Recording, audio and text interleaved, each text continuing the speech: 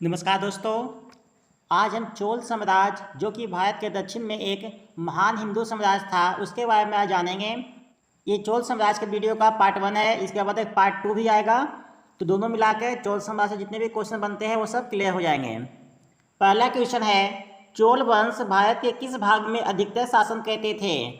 चोल वंश मुख्यतः भारत में दक्षिण भाग में अपना साम्राज्य विस्तार किए हुए था। हालांकि बाद में फिर ये उत्तर भारत के बहुत सारे एरिया को जीतता है, लेकिन इनका मुख्य क्षेत्र जो था वो दक्षिण में ही था।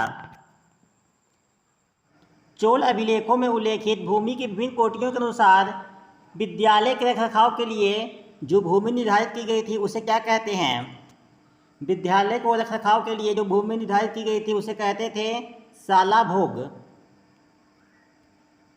उसी तरह से जैन संस्थाओं को दान में दी गई भूमि क्या कहलाता था? जैन संस्थाओं को दान में दी गई भूमि पल्लीच चंदम कहलाता था। चोल राजवंश से उभरने वाला पहला महान शासक कौन था?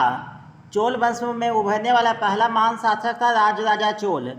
देखिए, चोल वंश में आपको जितने भी क्वेश्चन आएंगे उसमें से 90% क्वेश्चन केवल दो किंग पे ही आएंगे। ठीक है, पहला तो आएगा राजा चोल पे और दूसरा आएगा राजेंद्र चोल पे। ठीक है, तो राजा चोल था और उसका बेटा था राजेंद्र चोल। ठीक है, इसी का बेटा था राजेंद्र चोल।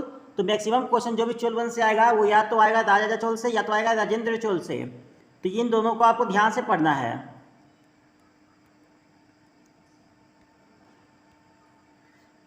चोल राज को निम्न में से किस राजपूत शासक के आक्रमण को झेलना पड़ा था? कृष्ण तृतीय के आक्रमण को। चोल के समय विद्रेश्वर मंदिर कहाँ स्थित था? विद्रेश्वर मंदिर तंजावुर में स्थित था, जो कि अब तंजौर है। किस भारतीय राजा ने पूर्व एशिया के कुछ हिस्सों को जीतने के लिए नौसैनिक शक्ति का इस्तेमाल किया था? राजेंद्र चोल ने। आपको पता है कि राजेंद्र चोल इंडोनेशिया, मलेशिया, अभी का म्यांमार, फिर कंबोडिया, ये सब के कई इलाकों को, कई तटवर्ती इलाकों को जीत चुके थे। कौन से चोल राजा ने मालदीव के द्वीपों पर दरियाई विजय पाई थी? ये भी कहने वाले थे राजा चोल। विदेश्वर मंदिर शिव को समर्पित एक हिंदू मंदिर जो तमिलनाडु में तंजावुर में स्थित है। ठीक है, यह किस वंश का शोभा बढ़ाता था? ये था चोल साम्राज्य का। ठीक है, ये इसको चोल साम्राज्य के राजाओं ने बनवाया था विदेश्वर मंदिर। पूर्व चोल राजाओं में से किसे सबसे महान माना जाता है? देखिए, आप इतिहास में, भारतीय इतिहास में चोल के बारे में दो बार पढ़ेंगे। एक तो संगम युग में और दूसरा 9वीं शताब्दी के आसपास में। संगम युग मतलब पहली दूसरी शताब्दी में, है ना, और फिर एक बार 9वीं शताब्दी में। ठीक है, तो ये कह रहा है पूर्व चोल, मतलब संगम युग का चोल था, है ना, संगम युग का चोल था। तो उसमें सबसे महान राजा कौन था? करिकाल। करिकाल सबसे महान राजा था। कौन से चोल में? पूर्व चोल में, जो संगम युग वाला चोल था। अब जो बाद में जो 9वीं शताब्दी वाला चोल था उसमें महाराजा का पूछा जाए तो राजेंद्र चोल, है ना, और राजा चोल, ये दो महान राजा हुए हैं। निम्नलिखित में से किस राजा ने गंगैकोंड चोलपुरम मंदिर का निर्माण करवाया था? राजेंद्र चोल ने। राजेंद्र चोल पाल वंश के शासक को हराकर, है ना, गंगा नदी तक अपना अधिकार प्राप्त कर लेते हैं। उसके बाद फिर उन्हीं के नाम पे गंगैकोंड चोलम राजधानी बसाते हैं, अपना नाम भी उसी के नाम पे, अपना उपाधि धारण करते हैं। ठीक है, तो वो काफ़ी काम फिर गंगा के नाम पे करते हैं। गंगा से जो भी संबंधित आए चोल वंश में, है ना, चोल साम्राज्य में, तो उसका सीधा आंसर राजेंद्र चोल ही होगा, क्योंकि राजेंद्र चोल ने ही गंगा के मैदान पे अपना अधिकार प्राप्त किया था।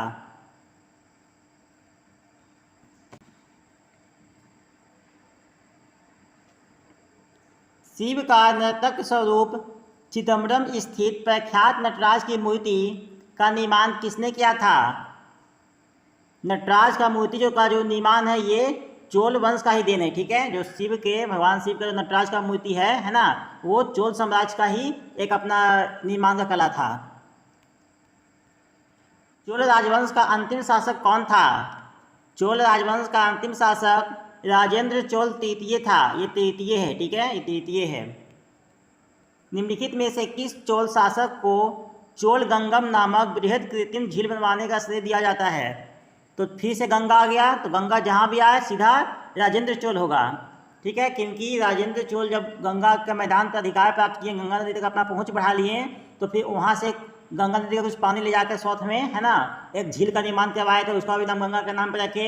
एक शहर का निर्माण करवाया, उसे अपनी राजधानी बना लिए चोल साम्राज्य का, वो भी गंगा के नाम पर रखा गया, है ना, और खुद भी एक उपाधि गंगा के नाम पर धारण किए। 9वीं शताब्दी में निम्नलिखित में से किसके द्वारा चोल साम्राज्य की नींव डाली गई थी? 9वीं शताब्दी का जो चोल साम्राज्य था वो विजयालय के द्वारा स्थापित किया गया था। चोल राजवंश द्वारा निर्मित विद्रेश्वर मंदिर में शिव का कौन सा स्वरूप सर्वाधिक विशिष्ट है? हरिहर का।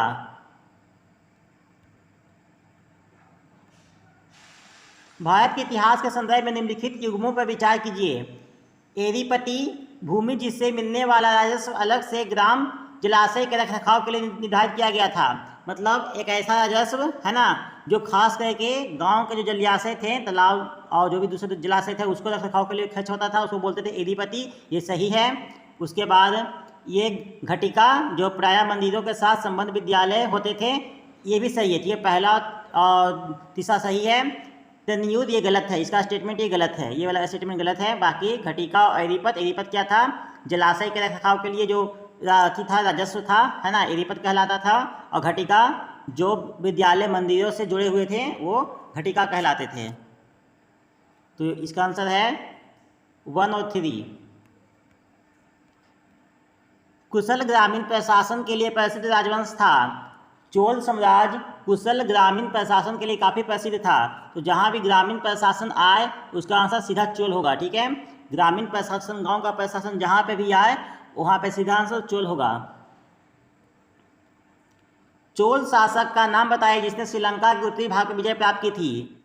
श्रीलंका के उत्तरी भाग पर विजय प्राप्त करने वाले थे राजराजा प्रथम, और फिर बाद में राजराजा प्रथम ने केवल श्रीलंका के उत्तरी इलाकों पर कब्जा किया था, है ना, विजय प्राप्त किया था।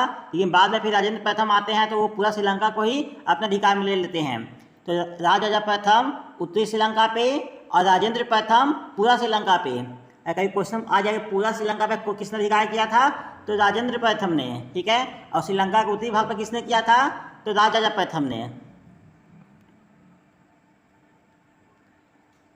किस चोल राजा ने जल सेना प्रारंभ की थी? क्योंकि सबसे पहले श्रीलंका पे अटैक किसने किया था? राजराजा प्रथम ने। तो स्वाभाविक सी बात है उनके पास नौसेना रहा होगा, है ना।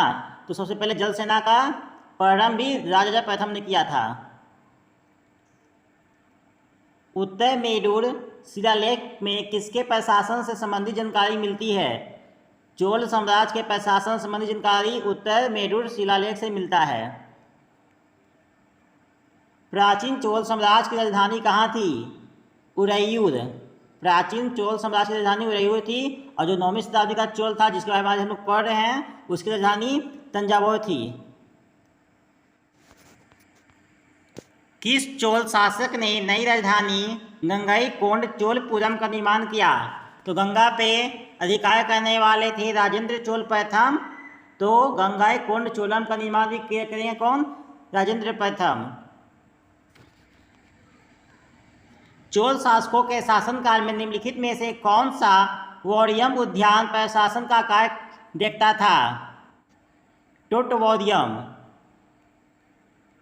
गंगा को उत्तर से दक्षिण ले जाने वाला चोल राजा कौन था? फिर से गंगा आ गया। कि गंगा को उठा के उत्तर दक्षिण नहीं ले गए थे। राजेंद्र प्रथम जो थे गंगा के मैदान पर अधिकार किए, गंगा नदी तक अपना पहुंच बढ़ा लिए, है ना, पाल वंश को हराकर।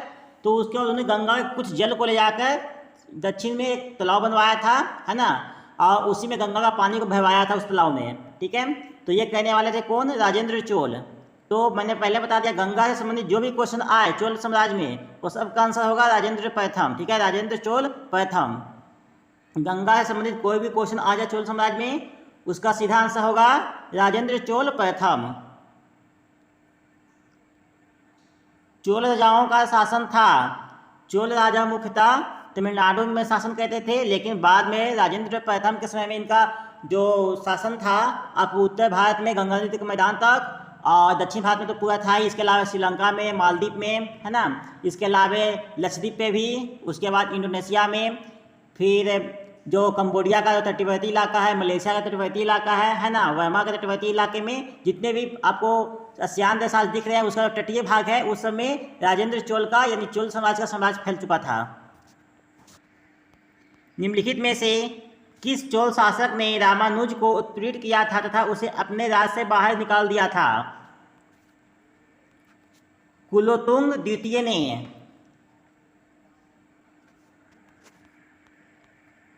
वह श्री विजय शासक जिसने राजवन के काल में अपने पिता द्वारा नागपट्टनम में प्रारंभ किए गए बौद्ध विहार के निर्माण कार्य को पूरा किया, कौन था? ठीक है, श्री विजय शासक कौन थे? श्री विजय शासक जो थे वो इंडोनेशिया का भाग पे अपना साम्राज्य स्थापित किए हुए थे, लेकिन वो क्या थे, सब बौद्ध बन चुके थे, है ना। सब पहले हिंदू थे लेकिन बाद में बौद्ध बन चुके थे।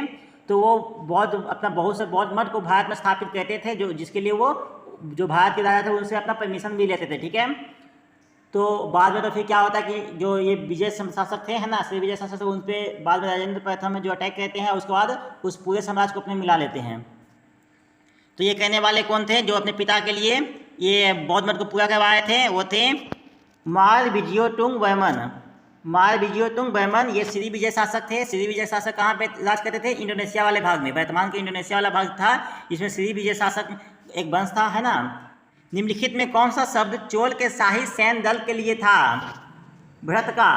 भ्रतका चोल के शाही सैन्य दल के लिए था। चोल काल में निम्नलिखित में से कौन सा कर शैक्षिक उद्देश्य के लिए लिए जाता था? सल भोग कर खास करके शिक्षा के दृष्टि से, है ना, शैक्षणिक उद्देश्य के लिए लिया जाता था, सल भोग।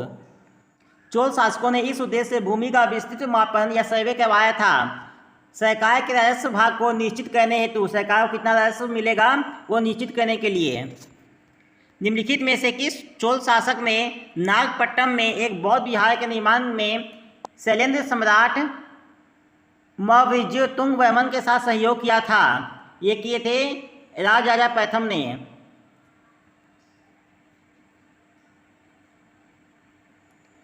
चोल काल में कुर्रम क्या थे? कुर्रम ग्राम संघ था। ठीक है, चोल काल में कुर्रम ग्राम संघ को कहते थे। और जो लोकल जो प्रशासन के लिए, है ना, जो ग्रामीण लोकल प्रशासन था उसके लिए चोल साम्राज्य काफ़ी फेमस है। तो जब भी, है ना, ग्रामीण जो लोकल प्रशासन संबंधित कोई भी क्वेश्चन आए तो उसमें आपका आंसर चोल साम्राज्य होगा। चोल काल में पेरुवली किसे निरूपित करते थे? प्रमुख मार्ग को, प्रमुख जो रास्ते थे उसको पेरुवली कहते थे। निम्नलिखित में कौन सा एक चोल सेना का भाग नहीं था? रथ। रथ चोल सेना का एक भाग नहीं था। निम्नलिखित में कौन सा मंदिर चोलों से संबंधित नहीं है? कैलाशनाथ ये चोलों से संबंधित नहीं है। इसके अलावे बृहदेश्वर मंदिर, ऐरावतेश्वर मंदिर, कुरंगनाथ, ये सब चोल से संबंधित मंदिर हैं। किसके काल में गंगैकोंड चोलपुरम चोल साम्राज्य की राजधानी बनी थी? तो गंगा पे जो अधिकार किया था उसने ही गंगैकोंड चोलपुरम को अपना नया राजधानी बनाया था। तो वो कहने वाला था कौन? राजेंद्र प्रथम, राजेंद्र चोल प्रथम। चोलकालीन प्रसिद्ध कांच प्रतिमा किसकी है? नटराज की। और ये नटराज भगवान शिव का ही एक नृत्य करता हुआ रूप है। ठीक है, ये भगवान शिव का एक नृत्य करता हुआ रूप है नटराज।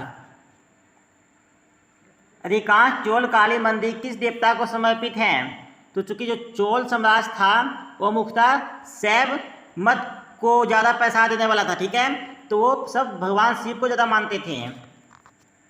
निम्नलिखित में से किस चोल राजा ने लंका यानी कि सिंहल को पहले जीता था? तो पहले जीतने वाले थे राजा प्रथम। अगर पूरी तरह से जीतने का बात आ जाए कि पूरी तरह से किसने जीता था, तो राजेंद्र प्रथम। ठीक है, पहले जीते थे राजा प्रथम जो कि श्रीलंका के केवल उत्तरी भाग को जीते थे। ठीक है, और पूरा का बात आ जाए तो फिर हो जाएगा राजेंद्र प्रथम। किस चोल शासक के विषय में कहा जाता है कि उसकी युद्ध क्रुद्ध भीड़ ने कर दी थी? अधिराजेंद्र के बारे में। निम्नलिखित में से किस चोल शासक की उपाधि पंडित चोल थी? राजेंद्र प्रथम की। निम्नलिखित चोल शासकों में जिसने बंगाल की खाड़ी को चोल झील का स्वरूप प्रदान कर दिया वह कौन था?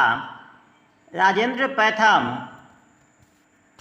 निम्नलिखित में से किसकी उपाधि त्याग समुद्र था विक्रम चोल का।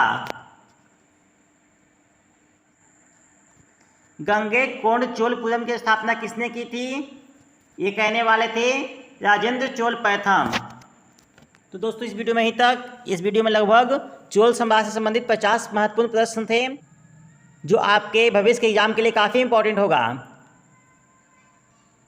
तो दोस्तों वीडियो देखने के लिए आपका धन्यवाद। अगर वीडियो पसंद है तो वीडियो को लाइक करें और हमारे चैनल अशरीफ नौकरी वाला को सब्सक्राइब करें।